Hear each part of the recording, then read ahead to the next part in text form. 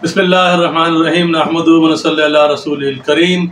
12वीं जमात की उर्दू की किताब कराची बोर्ड के मुताबिक उसका पर्चा हम हल कर रहे हैं और इस वक्त चल रहा है सवाल नंबर 4, नज़म का मरकज़ी ख़याल।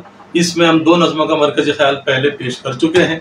आज हम नज़म लेंगे बदली का चांद, जो जोश मली आबादी की नज़म है। पहले शायर का तारुफ आप लिखेंगे। जोश मली आबादी को शायर शबाब और शायर इनकलाब कहा जाता है। ज़बान के बादशाह हैं। उनकी खुद नविश्त यानी उनकी आप बीती खुद लिखी हुई यादों की बारात बहुत मशहूर हुई। ये किताब में बारात गलत छप गया है, सही लफ्ज़ बारात, बारात कोई लफ्ज़ नहीं है। तो जोश मली आबादी की शायरी में जैसे उनका तखल्लुस जोश है, जोश और वलवला, उम्मीद, उमंग बहुत मिलती है। इकबाल के बाद उनको नज़म का बहुत बड़ा शायर माना जाता है। क़याम पाकिस्तान से पहले उनकी कुछ नज़मों पे अंग्रेज़ी हुकूमत ने पाबंदी भी लगा दी थी। उनके बारे में मशहूर है कि ज़बान उनके घर की लौंडी है, यानी अल्फाज को जैसे चाहे वो इस्तेमाल करते हैं।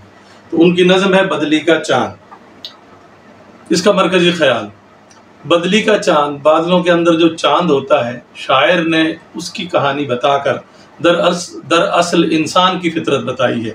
जैसे बदली का चांद, उसके सामने बादल भी आ जाए, कभी काले बादल भी आ जाएं, तो उसके बावजूद वो अपना जलवा दिखा कर ही रहता है।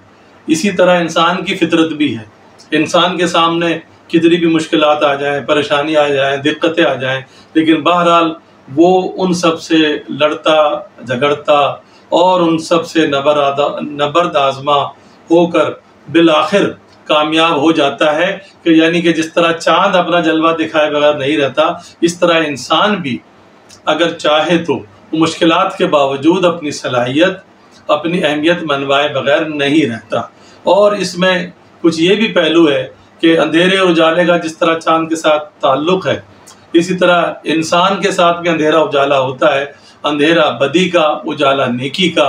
इंसान नेकी और बदी के बीच में रहता है, उसी कशमकश में रहता है और बिल आखिर वो अपने किरदार को अगर बचाना चाहता है तो बचा भी लेता है। यानी गुनाहों के अंधेरे के बावजूद वो सही सलामत निकल आता है, आफियत के साथ निकल आता है। तो बदली का चांद एक किस्म का इस्तिआरा है, एक मिसाल है, एक नमूना है।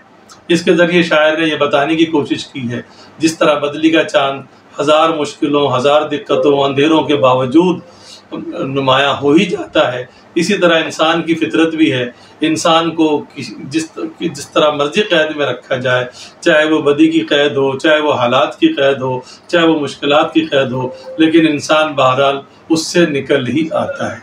तो ये था आज की नज़म बदली का चांद का मरकज़ी ख़याल। इंशाअल्लाह अगली वीडियो में हम एक और नज़म के मरकज़ी ख़याल के साथ हाजिर होंगे।